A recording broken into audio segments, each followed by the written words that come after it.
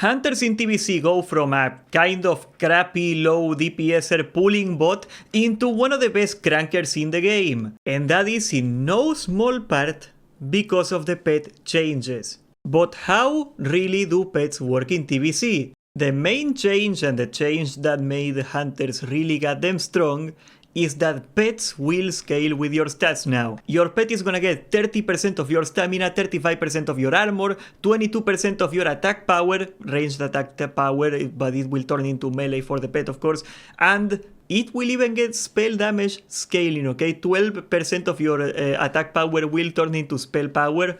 That's only of course for the Wind Serpent, but that's pretty funny. This is a big reason why Hunters in Vanilla did so little damage actually, that your pet didn't scale with anything. It started decent and then, the more gear you got, very little went to more damage. That's not the case anymore. So your pet gets an insane attack power scaling, and it is not surprising then that Beast Mastery is the meta spec in TBC. It is by far the spec that does the most damage, followed by Survival, who has Exposed Weakness, so they are also useful, but the biggest cranker in TBC will be Beast Mastery. That's not up for debate. And it is because Beast Mastery has a bunch of abilities that make your pet do more damage. And because your pet gets a lot of stats from you, the maths are a little whack, and it just so happens that it became a really hard scaling class. So yes, your pet is very important, but what pet is the best? For PvP you actually had a decent amount of variety, and it's gonna depend on what you like. The Scorpion is very popular in arenas because it can waste these spells, which is very important in arena of course, and it is unbelievably annoying. In an arena situation the fights go for long, and you get to fully stack the poison 5 times, and it will add up to a lot of damage actually. The boar is not a great PvP pet anymore, but it is actually pretty good in battlegrounds, and it's gonna be useful in your honor grind. A lot of people level with a boar because they are pretty convenient, they can eat anything, and they can be pretty decent, especially for defending a flag in Warzone Gulch. I mean, they are pretty good, okay? They just are not good in arenas. Sadly, they are a battleground pet, and you were waiting for this the entire time. The Ravager is the king of TBC. The reason is very simple. They put, for whatever reason, a new ability for it, and they can spam it. So it doesn't have a cooldown, it's not like a special, it is literally like a filler ability that has a chance to do double damage, 50%. So of course, you average it out. That is exactly a 50% overall average damage bonus on your pet, because it's 37 to 61, as in 49 average damage, and we multiply that by 1.5.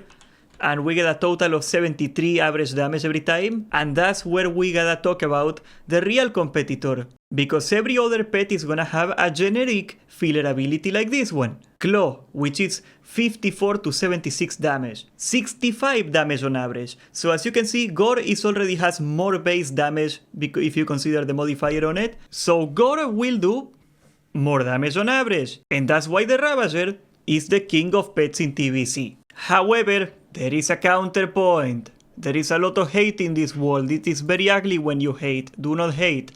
But we have to talk about this. And that's the Wind Serpent. And the spell damage scaling from your stats is 12% of your attack power instead of the 22%, double almost, that melee attack power they get. So spell pets, Ultimate Sequel, are gonna be worse. However, they will eventually outscale, very later on, okay? And that's for a simple reason. Gore can burn 25 focus. Lightning Breath can burn 50 focus. In TBC we got a talent, right here, go for the throat. Your crits are gonna give you 50 focus. Focus is pet energy, it's just energy, we call it focus because we're different. By the time you get to like 30+% crit, even a Ravager spamming all your abilities is gonna be focus capped. It's not gonna be able to consume focus fast enough to take advantage of all of this focus you're creating. Now here's the thing about Lightning Breath. It actually scales with your attack power, because neither Claw or Gore have an attack power scaling. They do base damage and that's it. But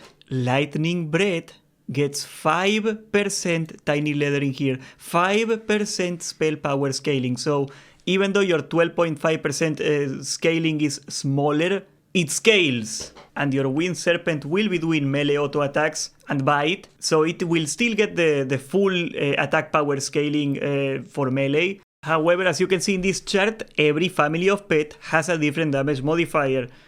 And actually, the Wind Serpent has an almost perfect modifier, but not quite, of 1.07 compared to the Ravager 1.10, which is the best. So because the Ravager has more base damage, and because it has 3% more overall damage, it will start doing way more damage than the Wind Serpent. But eventually, once you get over 30% crit, the Wind Serpent, believe it or not, is gonna produce more damage than the Ravager. We are talking like tier 5, tier 5 Bs, somewhere like that, is when the Wind Serpent is gonna technically outscale the Ravager. Keep in mind, the Wind Serpent will be terrible early on because you do not have the focus production to make it spam Lightning Breath, and it is worse in every other way. And even by the time the Wind Serpent gets to do more damage, you are producing a problem for the raid, and they are gonna be mad about it. Enhancement Shamans do Storm Strike, the next 2 nature spells are gonna do extra damage.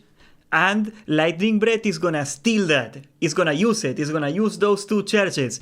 So yes, it's gonna do even more damage, but don't. You're gonna get your shamans really mad, and that's why you don't really see Wind Serpents, because they consume Storm Strike charges, but they do eventually do more damage. Hell, if you're doing parsing nonsense, if you wanna get a rank 1 just cheesing, and you can get a shaman to be happy with you consuming the Storm Strike charges, god damn man, every 10 seconds you can get 2 lightning breaths to do 20% more damage. Just think about that. However, that's pointless. At the end of the day, you should get a Ravager. That's it. If you want to do PvP, you can get a Ravager also, or you can get a Scorpion. Those 2 are really goddamn good. And eventually in tier 5, if you want to do something exotic because you want to feel cool, you can get a Wind Serpent. But don't. And that's the TBC Hunter meta. We are going to be doing 2 Karazhan splits, and Jerome will also be doing his raid with us. So we're going to have, I guess, 4 Karazhan splits going on all week, every week during live TBC, so you can join the Discord to check it out and find the time slot that works best for you. We're gonna be doing a lot of raids every day. And subscribe, join the Discord, and thank you for watching!